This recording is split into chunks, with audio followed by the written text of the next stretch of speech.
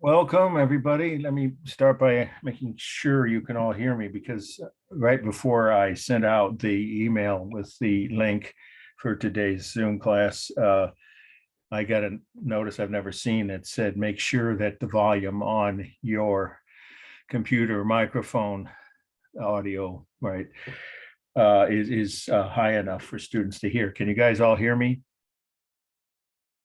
Nobody? Uh-oh. Yeah. Yeah. Oh, okay, good. Because, I know I didn't mute myself. That's easy to do on my old laptop here because it's right on the side next to all the keys. But anyway, good. Thank you. All right. So let's get Haley in. Okay. Just as a quick notice, I got your paper, Haley, right? And I'll grade it by the weekend, probably sooner, and Okay, send it thank back you. to you with the grade, or send you the grade and notice of how you did. So it's only 10. Everybody knows this is the general rule for everyone in all my classes. My late policy may be a little bit too lenient, but whatever. I'd rather see people not, drowned at the end of a semester, give up or get an A and fail when they could otherwise have passed. So I don't keep taking more and more points off. After 1 week, it's 10 points off for the rest of the semester, but I don't accept work late papers during final exams week. Just too many things else that you have to do as an instructor. As you probably can imagine, we all have to turn our grades in within a few working days after the last day of final exams. So it's in the, I'll remind everyone this and send an email, but it's also in the syllabus that the deadline is the weekend before. So I think I extended to Saturday at midnight. I probably would accept some on Sunday, but starting on Monday, final exam week, that's a cutoff for late work. The extra credit, the cutoff is a week later because that's easy for me to log in to give you those extra points. So if you didn't do any extra credit and you weren't sure if you did well on the final, you could still send in extra credit again up until, well, technically Monday is the end. Saturday, the week of finals, which is Memorial Day weekend. I don't want to be logging them in on that Sunday or Monday. Plan to try and take a day off or so. I'm sure you do too. So I'll send you an email reminding you of those too. So the 1 week later deadline for extra credit applies for everybody in every class, but for all late assignments, the cutoff is the weekend before final exams week. Okay, now a whole nother issue. I think some of you, I hope you saw, it was a headache and a half. There's a phrase my dad used to use to try and figure out how to get around this weird scenario that I've never had happen in over 2 years of using. It wasn't Zoom. It wasn't. It was YouTube. I think what happened. It's just speculative. It can't hurt. Let me go ahead and here we go. Welcome. We're still talking about how I think I resolved the problem with not being able to give you guys access, or not me. It's not my, I had nothing to do with it. YouTube somehow stopped allowing me to access, froze me out of my own channel. And my wife and daughter are both tech savvy, way beyond where I'll ever be, but I've had to become more so. And so, believe it or not, it was me, not either of them, when they spent hours, and so did I, trying to figure out what do we do about this? Is there a tech service, service on the weekend live that will answer phone? There's nothing on their website. You go research how to solve a problem, and it says there's a form to fill out, and there's no form. So rather than waste a lot of time going to detail, I'll just say it occurred to me that maybe I should take a chance, and it was a risk, I thought, of creating a second channel. And that would be the only way to get around this roadblock. By the way, quick aside, someone who's very tech savvy has her own business. It's at one of my favorite Thai restaurants. You could say hi if you go in there sometime, for Bangkok Jam at the top of Solano Avenue in North Berkeley, my neighborhood. I go there weekends for takeout. She happened to ask, how are your classes going? I told her what was going on because Friday this problem had just cropped up. And that's when I sent you this email saying bad news. But I hope you got the one saying good news, which I sent last night. She didn't come up with a solution, but she said she knows, she runs her own channel for her business, but she also knows people, both at least one teacher and one guy that has his own music channel, both of whom had the same problem recently. And they were they convinced they were hacked, not individually, but by some outfit, some other country that's trying to take, hundreds or more accounts that have to do with entertainment and arts in countries where they don't have much access to that, like maybe Russia now. I don't, who knows? That's being really kind of draconian, but somewhere else in the world where it could be of some value as, and hijack those accounts and then, offer fees to allow access. I don't know if that's true. If anyone else has had an issue like that with the YouTube channel, I bet most of you don't have your, well, maybe actually now thinking about it, my daughter does. So why wouldn't you guys? It's new to me. So I did this extra thing and a solution. I hope you saw it in the email, but if you didn't, I can summarize it briefly and we'll get started with today's topic. And that's creating a second channel. And what it requires, actually, I wrote it down, but I haven't memorized. I was going to go grab the newspaper I wrote when I was working on it last night. I finally figured it out late yesterday, Sunday evening, which is that you go to YouTube, just the app itself, and then they have a window, of course, a search window. And you put in what you used to put in, but you modify slightly, and that's Mark Wilson's SRJC Art History Lectures 2, the number 2, right after the word lectures. Then, okay, what you should get is another screen, which will have in the upper left corner an option for filters, and that's the key. Otherwise, you won't be able to get any lecture I've recorded since the problem began, which would be all of last week's and any of the others for the rest of the semester. That's what I was really freaking out about when I thought, oh, my students are going to be disadvantaged here, and what can I do? But now I know you can. So what happens if you go to filters, you have different things like today. That's a little too, short term. So this week or this month, either one seems to work. If you click on this week or this month, the newly posted videos of last week's lectures will appear. There are 3 of them, 2 for this class. We have 2 sessions a week and 1 for my evening class. And they're with the way you can tell is they have a green circle with the M in it instead of the older brown circle.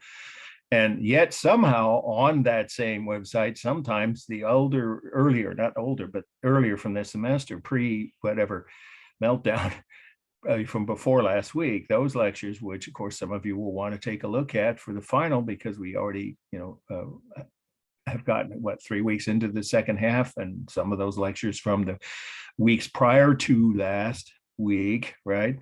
Like early Christian art, for instance, Byzantine and Christian art, that could be on the final. So you want to see those. Those do appear on the new channel. So I have no idea. It could be just some kind of weird change made. I don't know, unilaterally with no explanation or warning at YouTube itself or some other algorithm. It's beyond me. Point is, you can get to it if you do that. Now, does anybody have any questions about how I just described? You will see so I'm going to keep posting, each week's lectures by Friday, usually by 8 p.m. or before 8 p.m. And you'll see them if you do that search through YouTube directly, as opposed to a general Google search, because that's where the blockage was occurring. I know YouTube is owned by Google. I have a Google account. It's fine. It's active. They have my correct phone number and information, but I couldn't get through my own account until I did this new channel. Okay, everybody's clear on that? Again, the key is Mark Wilson's SRJC Art History Lectures, just like before, but with the number 2 in the window, the search window for YouTube itself, and then hitting filter and doing this week or this month, and then you'll see them. Okay, any questions? Anyway, considering how tech savvy I was when this whole pandemic started, I felt pretty good about at least figure out something, because I was concerned for you guys, for your sake. Well, mine as well. I mean, because I have other people who actually do want to watch them. They're public, right? So anyone can watch them. All right. Has anybody, speaking before we move on, has anybody here yet since Friday? No, it would have been, I did it on Sunday, so you couldn't, well, maybe you could have, because I tried to post them earlier. So over the weekend, in other words, or this morning, Has anybody tried to see one of last week's videos with the new, green? You'd know because, like I said, it's a bluish green circle with the letter M next to the newly posted ones. Anybody seen them yet? Well, try, if you wouldn't mind trying those on your own for your own sake, but also letting me know if you were able to get through. That's just an informational thing. I also asked my readers to do it, but they're kind of busy themselves. So far, I haven't heard back from any of my readers. My daughter couldn't, though. So it took me and my wife sitting down last night over several different trial and error sessions before we figured out, oh, I see. It's the thing with filters. Why, I don't know. But when you click that, you'll see that you have the options to bring them up. Everything from last week through the end of the semester will be available. All right. Any questions about anything else now, though? Extra credit, late work. Don't forget your second papers. I always give a heads up, and you'll get an email reminding you of this the week before it's due. Probably on the weekend prior to the due date. It's due on April 20th. And that is, of course, right, 1 week from Wednesday. What is that, 9 days? So you should be working on your paper by now.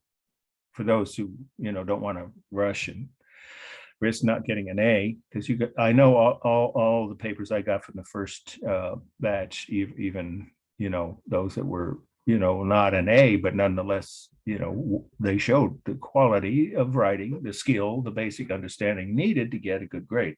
And if you missed an A on the first paper, you know why. So everyone should have a shot at an A on your second paper.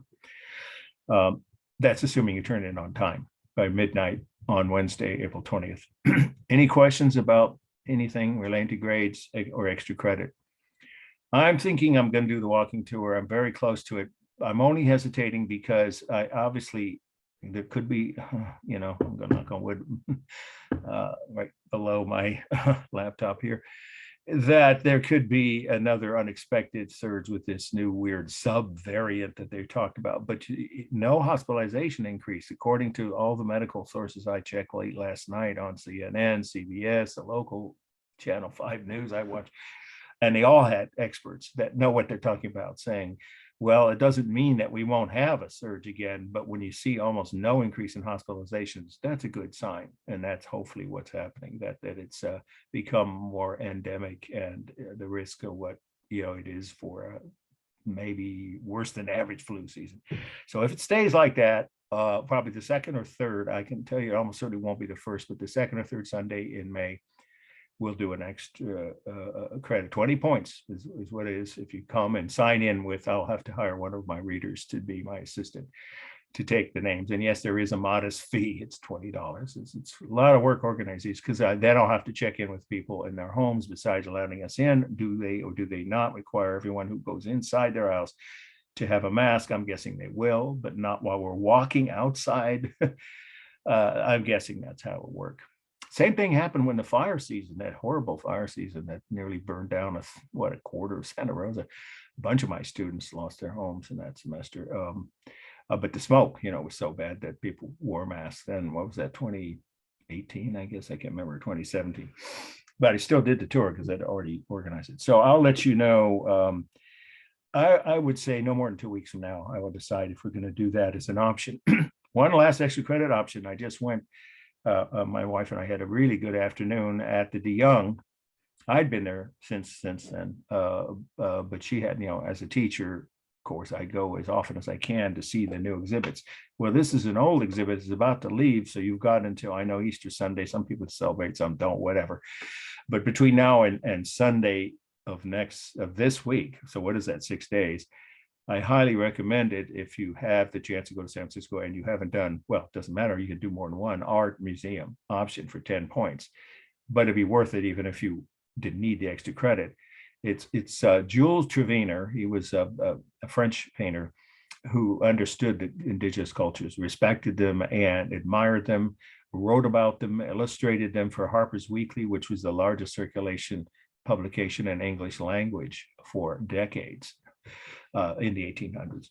And then he started painting them. And his paintings, there are dozens of them. I think maybe it's 20, but it's well over a dozen. And they're fantastic paintings of the Pomo culture. So the other way to look it up is the Pomo exhibit.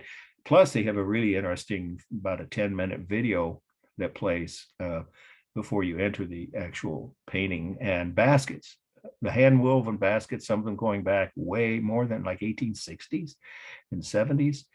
As well as some from the 20th century, or well, I don't think they're early 21st, but they're handmade objects. They were beautiful on display in the cases. So it's worth at least an hour. I spent more than an hour and 20 minutes there.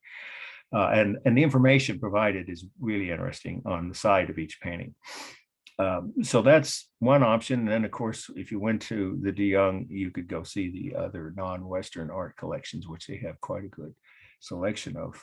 But you don't have to do anything more than show me a receipt or a screenshot of a ticket from any art museum anytime before the end of this semester, and your name, of course, and the class as a PDF, and you get 10 points, and you can do that a couple of times.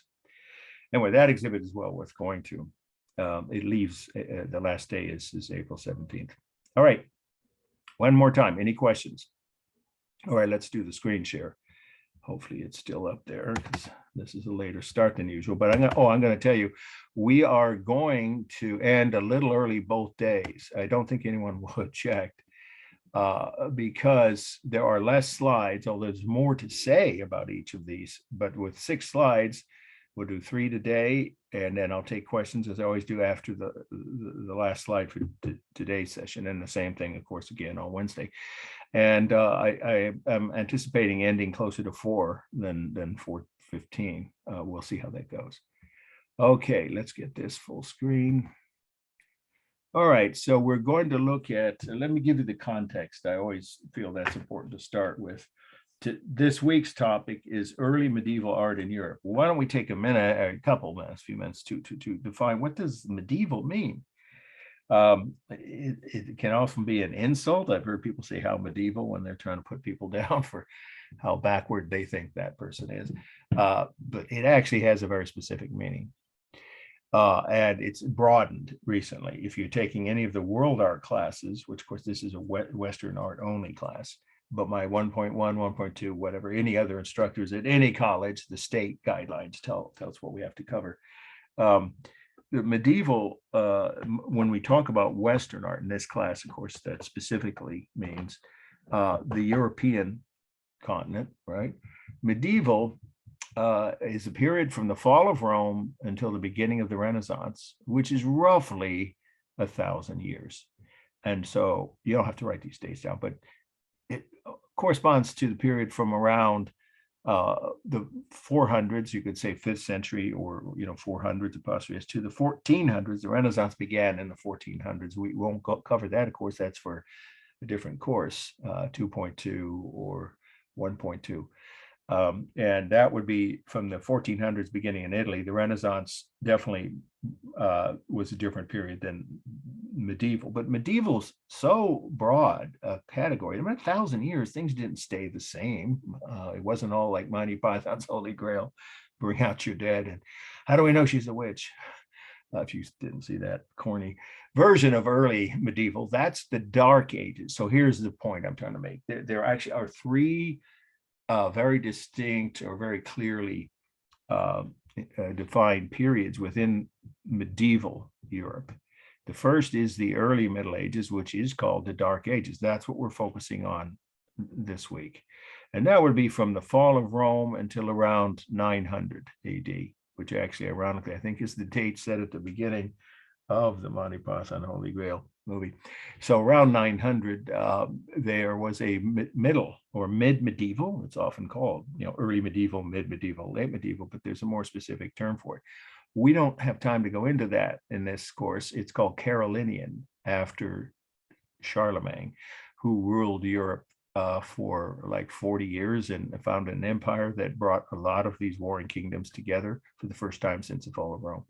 We don't go into him personally, but we do cover some art from that era. So that we usually just use the term to keep it simple, mid-medieval. So that's around 900 to about 1200. And then we have and that's the other word for that is Romanesque. And that you see if you looked at your syllabus or you're reading ahead, when you do, you'll see in Stockstead is the period of the earliest style. It's called Romanesque. of the two main cathedral styles that we saw happen in medieval Europe. And Romanesque cathedrals are pretty impressive. I've seen a lot of them. So you'll see some impressive examples of early, mid medieval or Romanesque style architecture. And that's from, like I said, around 900 to about 1200. And then the late medieval period is when Gothic architecture took over. And that's roughly about 1200. Well, in parts of Europe, it ran all the way into the 1500s. So roughly 1200 to about 1500. So usually historians, just to simplify things, round off the Middle Ages as circa 500 to 1500. And that's a bit of an overlap because Italy was into the Renaissance, but the rest of Europe was still in that late medieval or Gothic phase. So we're going to cover that in great detail. Gothic cathedrals are mind-blowing structures when you realize how they built them almost hundreds of years ago, and how they've held up and how beautiful they are. And that's our last topic. Okay, so there's your context. All right, this is the first must know for today.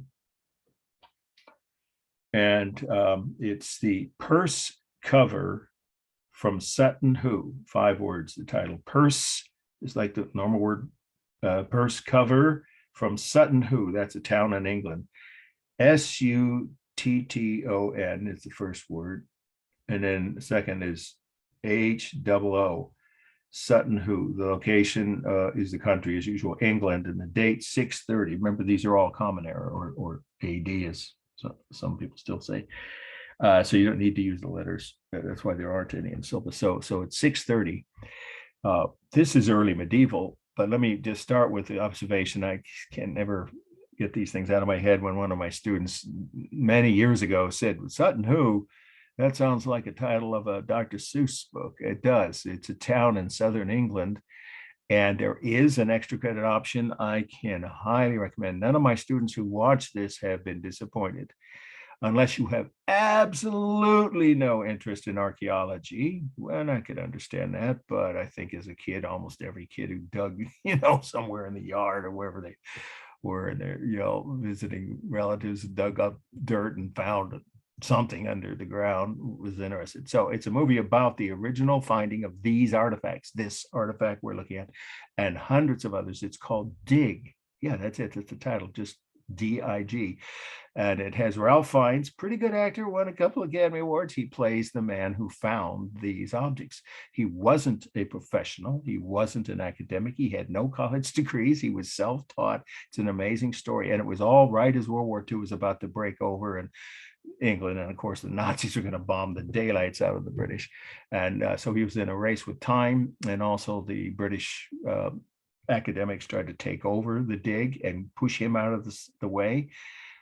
It's a fascinating story. There's also a bit of a romantic angle. It's based on facts, on the memoirs of this man, or was it the woman who owned the land where these objects were found, which is in an area nearest the town of, again, Sutton Hoo, England. So it's called The Dig, and it's not a documentary. It's a dramatized version of this. I think it's like an hour and a half. That's worth 10 points. Again, for any movie or documentary of an hour or more, remember that option means you watch it and then you write 2 pages of what you learned about that period of art, that style, or that artist. And there's no grading for, grammar or anything. It's just 2 pages of your thoughts or reactions or opinions. And of course, send it to me as a PDF and you get 10 points. I can recommend that one. Again, it's Dig. It came out, I think, last year. So, okay, so let's look what we're looking at here. Well, what is a purse? We know what we think that word means today, but in the Middle Ages, purses, yes, men, real men, and kings even. This is a king's, I would call it a kind of a knapsack or a fanny pack. You can use those words in your notes if you want, or if it's on the test. I'm not cutting this slide. I should have said that at the beginning. It's a very important slide. So we'll stay on the study list for the final because it illustrates several things about early medieval art in Europe. Okay, so what are we looking at here? We're looking at the top, all the metal and precious stones. Those are the 2 materials. Precious stones are the reds and blues, what those are in a minute. And the rest is gold. The rest is gold. So it's metal and precious stones. designed as a cover for a pouch. You can just say pouch, it's the shortest way to say it, that the king would have carried with him whenever he left the castle, whenever he traveled. And this would be the king of what's now England, but back then it was the Saxons, Saxon. He was a Saxon. They are Celtic. The Celtic culture, by the way, I've never mentioned this. I've been so overwhelmed with other things. Wildcelt.com. I meant to send people an email, but it is another good source. I wrote for that website. I've been too busy for years, but I helped create it. In fact, although I'm not the owner of it, it's a friend of mine.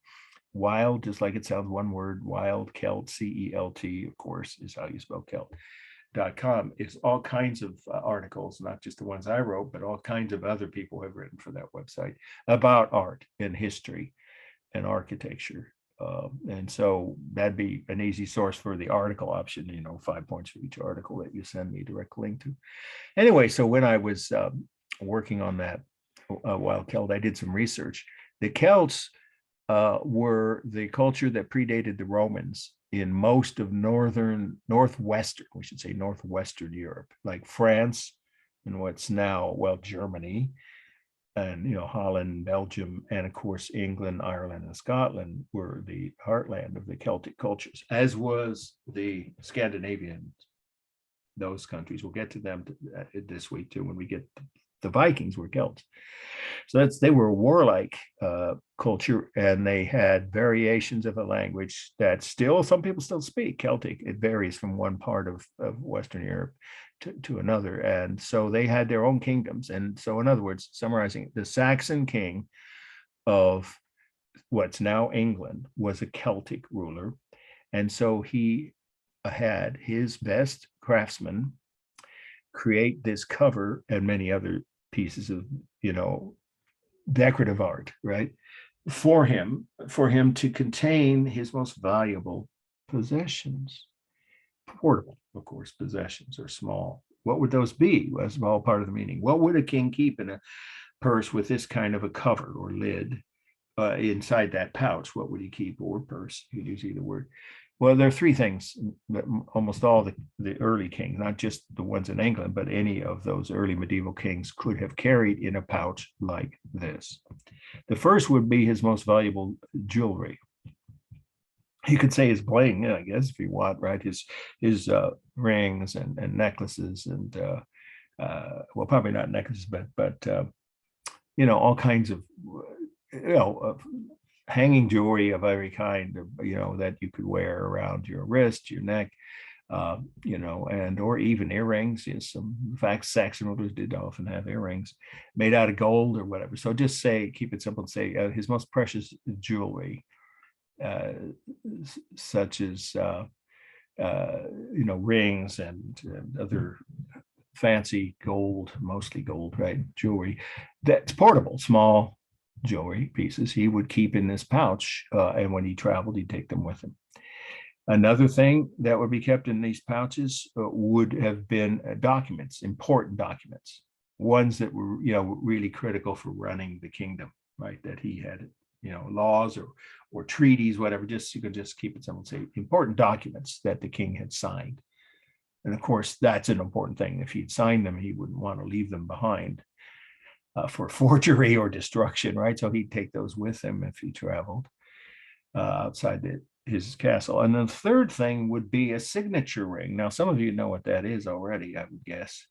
I guess they're in the Hobbit stories and things. I don't know if they are, but Narnia, I don't watch those things, but I have friends who do.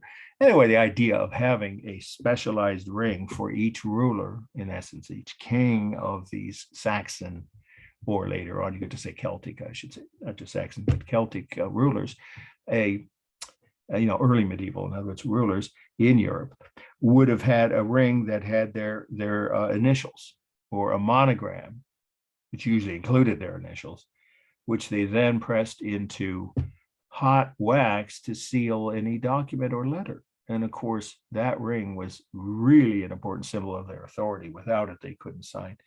They couldn't seal, documents. protecting them from, again, anyone's eyes other than who was supposed to read them. So you can just, again, the third thing, keep it simple, to say a signature ring, which the king would have used to seal important documents and letters. All of those things would have probably been kept in pouches like this. But that's only part of the meaning. The other part of the meaning is what style is it? And that, of course, as you may have noticed, if you've been following along with the, of course, terms, the list of terms, we have definitions here, 3 new definitions this week. Okay, so you should have that page open. We covered last week, of course, things invented by Muslims. So now we're down about halfway down the page. Okay, so this is an example of the animal style. And I put it in parentheses, medieval version, or you could just say medieval. Well, that's important because if you remember, there was a different meaning for animal style in the ancient world. So that definition's off the table. You don't have to remember or think about it. It is not coming up on the final, but this one easily could, either through this slide or remember the true false section of the final will be the same kind of, exactly the same kind of format as the midterm. So you should know this definition. I won't be cutting it from the study list. Here we go. Medieval style, parentheses, I'm sorry, animal style, I thought it, then in parentheses, medieval. You don't have to say version, right? What is that? Well, it's a style of art in the Middle Ages, right, in which animals were depicted to symbolize the power and strength of the ruling classes, period. So it's not a long definition. I'll repeat that, of course. Animal style, medieval version, is a style of art in the Middle Ages in which animals were depicted to symbolize the strength and power of the ruling classes. So how does that fit here? Well, it's fascinating when you look at this. This is the main last section of notes for the meaning here. Let's start. There are three examples of animals being depicted here. You probably already noticed the birds, but if you didn't, you should be writing this.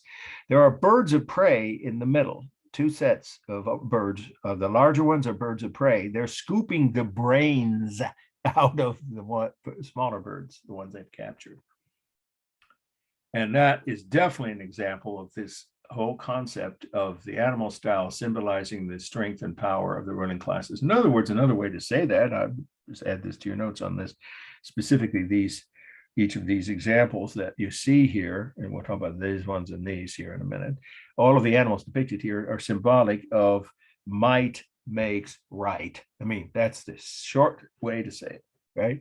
I mean, concept of might makes right. We're seeing that playing out now, of course, in Ukraine, and that disgusting set of war crimes being committed every day. I told you I have friends in that part of the world, and it makes me ill to even think about, but I kind of think we all need to pay attention. Obviously, if you let people get away with that, they're going to. When the Middle Ages, there was no war crimes, no concept, no UN, no nothing, no criminal courts. There were courts, of course, that the king determined exactly, as has happened now in Russia. If you speak out against the government, you have no chance to defend yourself. So the point is that might makes right was the philosophy underlying the whole animal style itself, because that's what they're showing. I'm the king. I can do what I want. I can take away or kill any of my subjects at will, as these birds of prey are doing to the smaller birds when they capture them, as you could see, right, in their talons, and they're scooping their brains out. It's pretty graphic, right? And then we have, this is really an interesting one, a hapless poacher. That's only, you could just say a captured, if you want to say a captured poacher, the word poacher, right? What happens to poachers on royal lands, hunting grounds, I guess they would be called? Oh, well, they aren't going to survive. But in this case, 2 large dogs are going to kill. They're going to tear this poacher apart, literally. They've captured him, and they are, right, you can see his expression. He realizes he probably made a mistake wandering into the king's hunting grounds, and he's going to pay the ultimate price. So again, the king sick his fiercest dogs on them, and they'll tear them to pieces. So again, it's an example of the power and might of the king, or you can just say the might makes right philosophy that kings believed in then. Now here it is slightly different. These are, believe it or not, they're supposed to be dragons. They kind of funky looking dragons, but they're symbolic of dragons. And this seems to be almost, well, you can't say universal, but a very common symbol throughout most of the world, certainly at least in Asia, Europe, and parts of North America for indigenous cultures. The dragons, certainly with Aztecs, these dragons were symbolic of the power of the ruling classes. But here they're not attacking anything or anyone. They're just being, powerful creatures. Of course, they're mythical. I don't think even in the Middle Ages, most people believed it. Well, some people probably did, but these are just symbolic of the king himself or the ruling classes that he presides over, these 4 dragons. So again, this third set of animals is, even though they're not real animals, are symbolic of that power and might of the ruling classes, specifically the king, and they're part of this animal style. Okay, now that's plenty on the meaning, obviously, but let's mention one last thing, that this is a fine craftsmanship example, of fine craftsmanship in metal. So you could say the Celts, in other words, displayed a very high quality of craftsmanship in their metalworking skills. That's clearly in India. That's the last thing you could write about the meaning here. Okay, so let's do a formal analysis. Well, it should be very obvious that it's symmetrical, but remember how far back this is. They didn't have foundries, they didn't have factories, they didn't have uniform sets of tools you could buy at Home Depot. They made their own tools, and they used all these relatively simplistic methods of metalworking. I think it's a remarkable piece. It really is. It's one of the most valuable pieces in the British Museum, and I'll explain what happens to you if you get too close to it, like I did when I went to see it after I've been teaching at Santa Rosa. Is white like ivory or something? Oh, thank you for asking. I was about to mention that the background is not part of the original, but it could have been ivory. It probably was not. This is a modern museum. See this that we're, you're referring to, right? Yeah, no, good question. That the museum put there to just give a visual background rather than have blank space. It's in a glass case, and I'll tell you about that in a minute, but let's do the formal elements first. So the original piece, we don't know what the background was, but it almost certainly was some kind of leather. What the pouch would have been made out of. And the leather, of course, would have been a darker color. So yeah, we don't think it was enamel. It's possible, but then we don't know. So we just say we don't know what the background originally would have been. Very likely some kind of leather as part of a pouch made out of leather. But what we can say are what the materials here are. All of the yellow is gold. What looks like gold is gold. Right there, that makes this very valuable. Then we have garnet. Some of you know that's, I think it's the month of January's birthstone, right? Garnet, a very valuable stone. And then lapis lazuli, you might remember that. We refer to the Egyptians used it a lot in their decorations and their jewelry. So lapis lazuli, the blue stone, and garnet, the red stone, are precious stones, and then the rest is gold. So the textures are both the real smooth texture of the precious stones and the gold, but also there is good, I mean, considering how far back this is, it's really remarkably detailed. This is, I would call it, very clear simulated textures of feathers, of course, and the beaks here. And then this man's buzz cut and his mustache, and I would even say to some degree the tails, right, of the dogs, and his legs have some limited amount of simulated texture. There really isn't any here, I wouldn't say, up on the 4 dragons, but on the animals, and then the 2, a poacher's a hunter, right? If it wasn't clear, someone who's hunting for a living, but he accidentally or carelessly wandered onto the king's hunting grounds, and that's a kiss of death for someone if they're caught.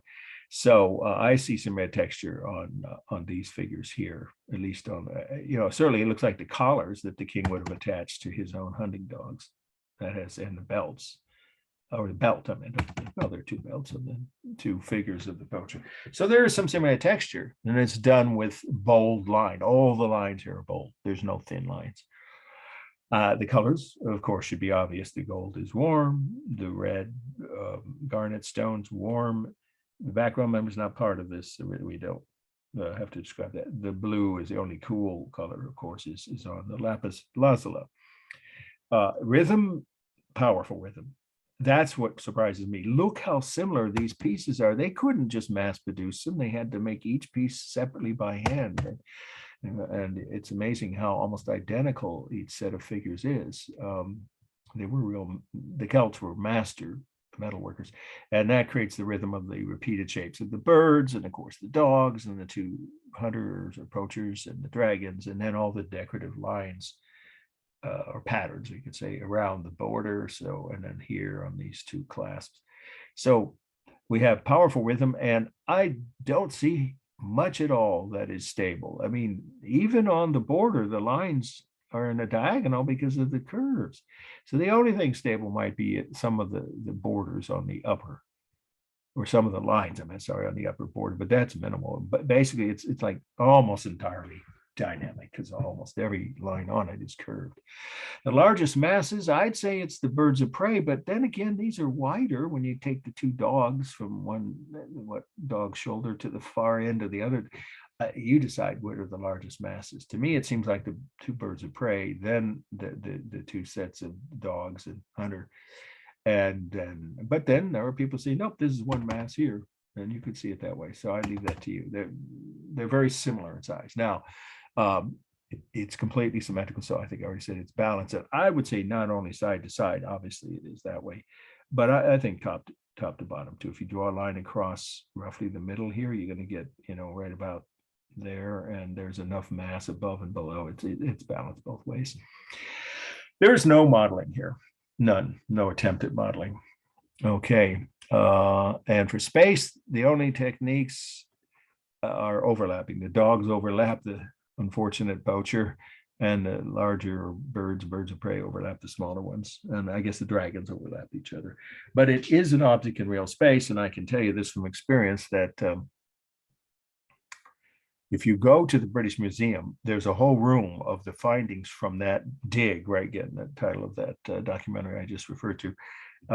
And it's remarkable. This guy could have made money if he decided to do that, if he was, the guy that found, the amateur archaeologist, played by Ralph Fiennes. He had that option, except that the land was owned by a woman who gave him permission. So he could have split with her if they'd both been greedy, but they figured it belonged to the British people.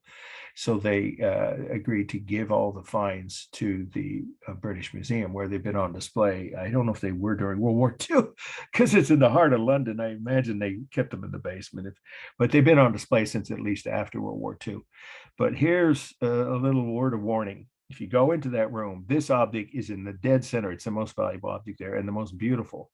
And it's about a foot wide, roughly, maybe 15 inches, a foot to a foot and a half. It's not quite a foot and a half. It's not that big. So it's like 12 inches, maybe 15 wide. So it's not very large. And I like seeing things up close. So I was looking at it. I was standing above the glass case where it and several other objects are arranged around it under the glass. And I had my hands behind my back, but that didn't matter. I leaned over, directly looking above it. I mean, to look closer. And apparently I set off an alarm, because one of the security guards put his hand on his holster. Yes, he was armed, and he said, "Step away from the case, sir." So he told me, tell your friends back, or your students or your fellow teachers, to not get closer than about 3 feet from those glass cases. I guess that's true in every part, well, at least in that room of the British Museum. Apparently, they've had attempted thefts. In fact, art thefts are an increasing problem, as you may know from art museums. So don't get too close if you see this object, but it's well worth seeing it. Hopefully you have a good pair of glasses, and you don't have to worry about that, not being able to see it, because it's very impressive. All right, moving on now to our next must know. Now this, I tried to find on the internet sources I could find before this semester, a color photo of it, because there is one in your textbook, but for whatever reason, the only one I could find that didn't have a, copyright, whatever, block on it was this one. So I'll tell you that this is not the actual color. We'll get to that. What is the real color when we do the formal analysis? Okay, so this is the next must know on our list for today. And it's the Stag Staff from Sutton Hoo.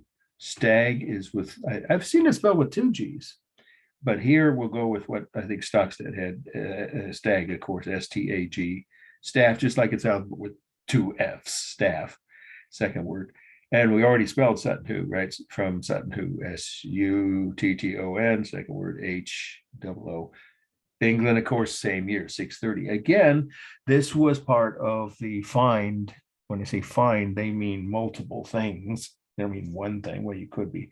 Mostly when archaeologists say a find, they're talking about a site where a bunch of objects were found. The same site, a burial ground. Now, if I didn't say that, and I don't think I did with Celeste, it's a royal burial ground for the king, maybe more than one, of a king and or kings of Saxon, the kingdom of Saxon, England. The same king would have owned this piece. And we know that it was part of his staff or scepter. So we'll define that in a minute. But again, if it's on the test, I'm not saying it's so important, I wouldn't consider cutting it. But if it was, you'd want to have this information as part of your answer on the meaning, of course, that it's one of many, that was actually dozens, you could just say dozens of objects found in a burial site for an early Saxon king of England, near in southern England, actually. And again, the town already in the title says Sutton Hoo. The same find where that amateur archaeologist found the purse cover. So what is a staff? That's another definition. You'll see it there on the same page, right? Hang on, let me just catch my breath for a second. Okay, a staff is a long, narrow stick made of metal or wood.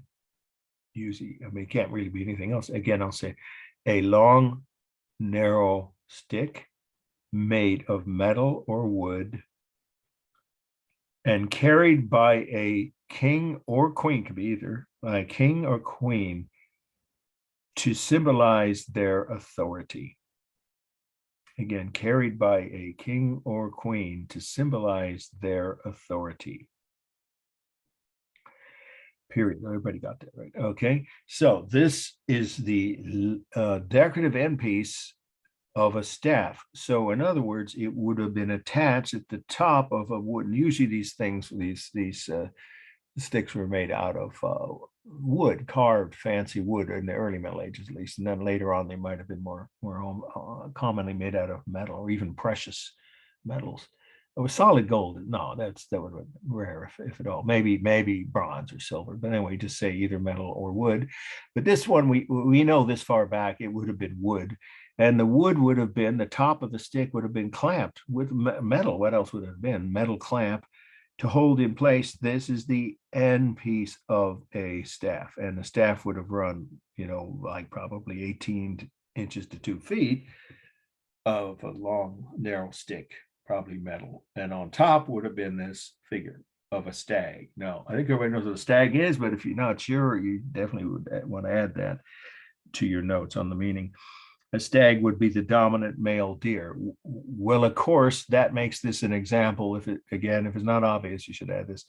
A good, clear example of the animal style, the medieval version, of course, because a stag is obviously the dominant male in is it a herd of deer? I never can remember what the word is. It's not a pride, that's lions, whatever, a group. You could just say in any group of deer, the dominant male. We have one living across the street from us on my street in North Berkeley. And if you get too close, he lets you know he doesn't want you to get too close to his mate or their two offspring. There are 4 of them living in the backyard of one of my neighbors. They come down from the hills and there's not much to eat, I guess. So they're munching on all the grass and flowers and trees in our neighborhood, which is fine with me.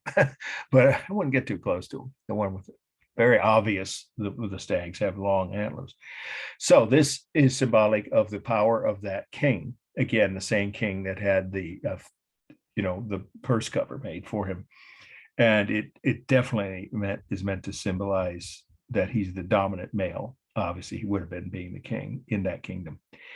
Now, there is another aspect to what a staff could be used for, mostly ceremonial purposes, right? To symbolize, I already said, the power of that ruler. It could be a queen, but back then in this period of English history, they were all men, the early kings, Saxon kings. What can anybody else think of another purpose that a staff could be used for? And I'll give you a clue. You have to kind of tilt your head, or I don't think I can rotate this image. I don't think I can. No, I did. Anyway, if you imagine that this is sticking out towards the front, facing the people the king is in front of. The king is on his throne, right? Keeping that in mind. That's when he would have used a staff. He wouldn't carry it around with him all the time, or while he's eating dinner, of course. Yeah, he only used it while he was on his throne, or maybe in some kind of other greetings of kinds, where, in other words, people are coming to him asking for something, some help, a favor, whatever, a decision on a conflict that two of his subjects were fighting each other over, whatever. So just say when he's in an audience, that's the phrase, right? The king is having an audience of his subjects and he's on his throne. Then he would be holding his staff upright, with whichever his dominant arm is. And then at the top of that would be the figure of, and it's made of stone, by the way, the figure of the stag with the antlers facing outward. So can anybody with that image in mind, anybody think of how a king could use a staff if he had it in that position? Any other purpose besides symbolically, indicating his power? Any other possible way a king could decide to use a staff when he has a sharp top decorative piece like this with these pointed antlers? Nobody can think of another use? As a weapon? Yes, exactly. Excellent. Yeah. Oh, absolutely. And it did happen, not very often, but I'll give you one example from history, as a few of you may have heard. If you've heard, know what it is about the autocratic rulers of Russia, but Tsar Ivan the Terrible, we're going to talk about him on Wednesday when we talk about St. Basil's in Moscow, how and why that was built and all that. But it's an incident that relates to the purpose of this. Yeah, you could say a king, not you, a king or ruler, king or queen, could use their staff as a weapon if they were angry with one of their subjects. Ironically, the story about Ivan the Terrible, I'll just mention a brief summary of it, is he got into an argument with his own son, his successor, right? That was going to become the next king. Tsar, the Tsar means king, right? Or emperor. So the Tsar, Ivan the Terrible, and this is in the 1500s, Russia was still in the Middle Ages back then, got into an argument while he was, on his throne in a room full of people. So the eyewitnesses, there's no debating this actually happened. He demanded that his son let him sleep with his son's wife. The son said, no way. And Ivan the Terrible had such a temper, he hit his own son with a staff that had a sharp point on it of some kind. I don't know the details of what it looked like. Across the temple, well, that was a fatal blow. His son died within like a couple of minutes in his father's arms in front of a room full of other nobles. The king, the Tsar, kills his own son over wanting to sleep with his son's wife, and his son saying no with his one blow from his staff. Yeah, it's a famous incident in Russian history. And it did happen in other kingdoms as well. It's not typical, but it wasn't extremely rare. A king could use it and they could get away with it. Nothing happened to Ivan the Terrible. He wasn't punished.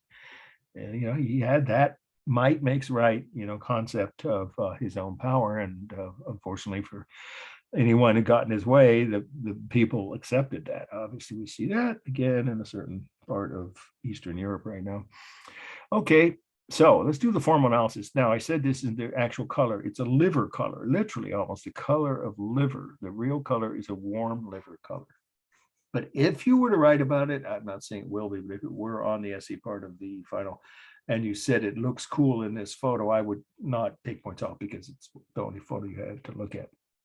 But you should write now in your formal analysis that this is a warm liver color. It's a single object, so there's no larger or smaller mass. It's one mass, about 4.5 inches tall. From the feet to the top of the antlers is about 4.5 feet. So the space is real space. There's no techniques for space here, none. It's just a real object or an object in real space, about 4.5 inches long. The texture is the smooth texture of the stone, but I see similar texture clearly in the antlers and on the face, I would say, or the head, even the ears and the snout. So on the head and the antlers, there's similar texture. The rest of the body is the mostly real smooth texture of the stone. Obviously, it's been damaged. Probably someone stole it, broke it off, or stole the staff from which it was attached and left this behind at some point, maybe grave robbers or something, because they never found the staff when they did that archaeological dig. This was just sitting by itself. Okay, and then we have it's totally stable on the bottom, but from the head or neck, well, no, the neck is stable too, but the head is dynamic, obviously, with the snout and the antlers.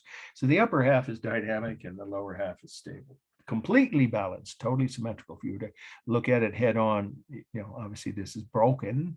You would probably see that, but originally these antlers reach the same height as they would on a real stag. So it's balanced left to right. And I would say top to bottom, if you draw the line here with the legs and the body halfway, yeah, it's balanced both ways. Of course, it's full of rhythm, repeated shapes of the antlers and the legs. There is carved line, mostly really only on the face, the eyes and the mouth. That's carved line. It's the only kind of line there is. There's no modeling. It's just the shadows from the sun. Let's see, balance, texture, modeling, line. Yeah, I think that's the whole thing. Rhythm. Yeah. Okay. So this is the third must know. So we might go till about 10 after. We're still a little early, at least today, and even possibly as early as 4 on Wednesday. But there's one slide for the Wednesday lecture that I'm not cutting from the study list, so you definitely want to be on that in that Zoom class. Sign in for it by 3:03. Okay, here we go. The third must know is cross page, 2 words, just like cross page of Lindisfarne Gospel. That's a town in southern England. Lindisfarne is Lindesfarn. Cross page of Lindisfarne Gospel is Gospel. That means Bible. So it's an illustration from a Bible, and the location again, the country, England. The date is 700. So our last new definition is on the list, the third one for today. Illuminated manuscript, 2 words, of course. Illuminated manuscript. So here's that definition. Illuminated manuscript is a richly illustrated text created by monks in a monastery, period. So it's a short definition. A richly illustrated text created by monks in a monastery. You might say, could nuns have done it? This is when Catholic Church dominated almost all of Europe, well, at least Western Europe. There was no Protestant, right? Religion, that comes hundreds of years later. So what you had was monks being assigned different pages that they would each illustrate in a manuscript. And of course, the most common manuscript would have been a Bible. That's what this is. It's from a gospel. It's a synonym, the same meaning. The word means the same, Bible or gospel. So this is an illustration, which we know because the original intact manuscript still is, and it's in the British Museum again in London, is full of these pages, illustrated pages, or illuminated means illustrated. But this was the first illustration. It's called the frontis, just like it sounds, Frontis piece, 2 words. Every book that's illustrated, every illustrated book has a frontispiece. We're not talking about the title page now. We're talking about the first illustration when you open the cover. And this would have been that. It would have told the purpose of the book you're looking at. Most people were illiterate then. Most people could not read, but monks could. They had to be able to read and write to create these manuscripts, but also, communicate with each other in different monasteries. So they were the most educated class. So why is there a giant cross over a bunch of snakes? Well, the snakes are symbolic of the power of the ruling classes. Well, yes, but it's a little more complicated than that. The cross is superimposed over snakes. Snakes also have another meaning. So this is not really an example of animal style. I would definitely not write it that way in your notes. It's mostly an example of a different view of snakes as symbolic of evil, evil. And the Bible even has several scenes with snakes, the devil disguised as a snake, what have you. So you could just keep it simple, say the snakes are symbolic of evil. And therefore, why would they have a cross? Anybody can guess? Why would a cross be superimposed over a page full of snakes, or an illustration with dozens of snakes slithering around? Anybody think what that means? The cross itself would be, well, here's a hint. I know it's getting toward the end of when you want to finish up here. It's obviously symbolic of the church itself, of course, the Catholic religion, right? Which then was all Western Europe, Christian Catholic. Okay, so what would that mean? What a cross superimposed over? Well, okay, I'll just. It's getting late.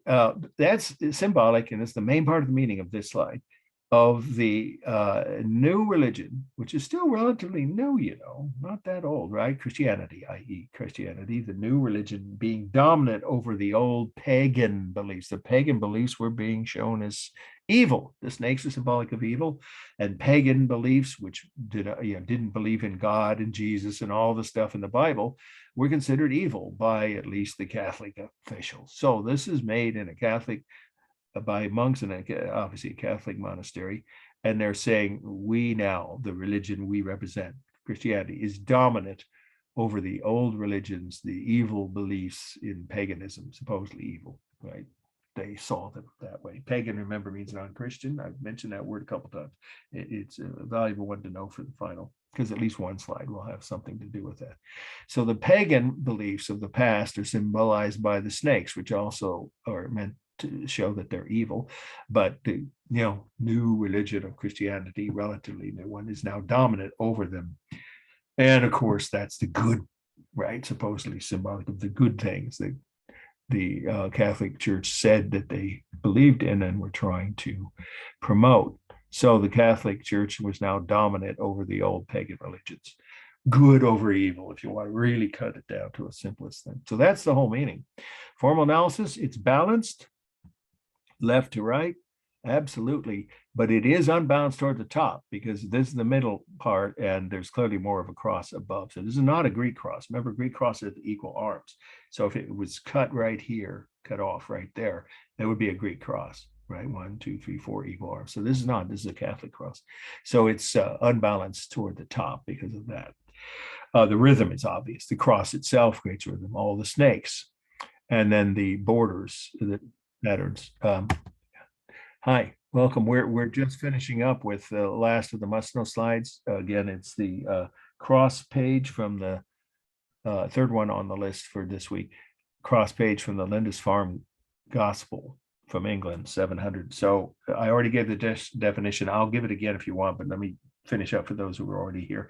Above what is it? Illuminated manuscript. That's what this is. So there are new definitions, and of course those are all recorded and they'll be posted on YouTube by Friday, by 8 p.m. Friday. Okay, so to finish up on the formal elements, the cross is the largest mass, right? And then I would say it's a close call, because the snakes here, right, that are superimposed, or having the cross is superimposed over the snakes, you can say below the cross.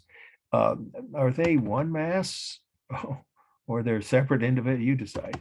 So if you look at them as separate masses, then you could say that decorations along the borders are the second largest masses, because they're roughly the same size, these decorations, and then the snakes. The only technique for space is overlapping. The cross overlaps the snakes overlap each other.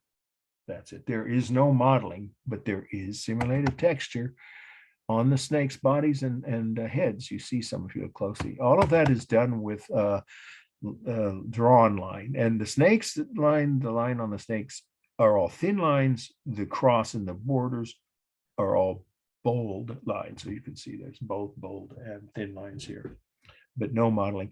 And of course, the cross itself is a warm red color. The snakes alternate between pink and blue, and then they actually are also red and green inside. So obviously it's a mixture of warm and cool colors. It is almost entirely the outer borders, right? Just the edges of this, and the cross itself is, well, it's both stable and dynamic, but the outer edges of this page, of this illustration, I mean, on this illuminated manuscript page, that's stable. But obviously most of the inside the borders is dynamic. The curved lines on the cross itself, but the shape of it is stable. But the actual outer edges, and obviously all those snakes, dozens of them are dynamic. Okay, and then let's see. Rhythm is the repeated shapes, of course, of the arms of the cross, the patterns along the border, and the snakes. All right, and let's see. I think I mentioned there's no techniques for space. Okay, so we're a few minutes early. Finishing here, we're going to do 3 more slides on Wednesday, and we'll probably end even earlier on Wednesday. But there's at least one, and I think maybe 2 of the ones from that list of the second half of this week on early medieval art that I won't cut from the study list. So you do want to get those notes. Okay, so let's stop here. I think I covered all the elements on this one, right? Yeah. Any questions about anything we've covered today? Or if you joined us, I think 1 or 2 people did, about, you guys can now access my second YouTube channel that I had to create. I sent an email, so I won't repeat how to do that, but I said that at the beginning of this lecture. So you will be able to see those. I already posted the 3 slide lectures, 2 from this class and the 1 from the 1.1 class. Those are on my new channel. Again, the summation briefly is Mark Wilson's SRJC Art History Lectures 2. And then I sent you an email on how to do that. I think, is Victoria here still? Yeah, because I think we talked, I don't know if she's still here. I'm here. Yeah. Stop share. I didn't see yet. Maybe you sent me something today or even later on Sunday. I haven't checked my email since Sunday early evening or mid-evening. Whether you did or didn't resend papers, because I'm still looking. In fact, let me just double check because I don't want to overstate or inaccurate. Let's see. No, I've got yours. No, I've got yours. Yeah, but you didn't get them. That's what the issue was, right? Because yeah, you did them, and I've had the grades entered. So yeah, you did them, and submitted. Yeah, I think I have everything done. I just I have been working on my extra credit. Yeah, on that I always confirm once I have time to enter them. I don't wait a day or 2 like I might for papers. If I have a bunch of late papers or on time papers, obviously I have a bunch all at once. I might take, several days or even a week or more to get back to you. But with the extra credit, the day I see them, I log it in and confirm and tell you how many points extra credit you got. So I'll do that if there are any more from anyone, not just Victoria, but anyone else, whenever you send extra credit in. Everyone's pretty clear on those options of extra credit, right? Any questions about that? And you do have until final exams week, but I wouldn't wait that long. I mean, why not give yourself a margin or cushion, whatever you want to say, earlier before the actual final. And your papers, I said this again, 1 or 2 people were at the start of today's lecture. Your next or second paper, you want them in on time and not have points off for being late, are due by midnight on Wednesday, April 20th. So you should be working on them now, or at least have chosen a subject and be researching that. And I'll give you feedback if you send me a draft of your paper, but don't wait till the day before it's due. Give me at least 48 hours and state that. Say, I'm submitting this for your feedback, as opposed to just sending it in early, because then it just goes into the grading pile, which is fine. You want to submit it early and get off your plate if you feel it's done. But I do give you guys feedback if you ask me to, and you give me at least a 2-day lead before the due date. So that'd be like by Sunday night. I can get back to you if you're missing something and tell you what you need to add. Okay, any questions about anything relating to grading, extra credit, the upcoming? Everyone knows about I'll remind you, and I'll even post another email about how properly and efficiently, accurately, whatever, to submit your second paper to make sure it doesn't get mixed up or not logged in with all the others. And that's, the same as what you did with the first pay. Requirements are the same and the procedure for submitting is the same. All right, well, we're still a little earlier than usual, but one more time. Anybody have any questions about anything? And we covered what we covered today. Of course, if you join late, you'll see when they're posted by 8 p.m. on Friday on my new YouTube channel too. Okay, last time. Any questions? Anybody? All right, I'll see you guys all on Wednesday, and we'll log in about 3:03 and end early then. Okay.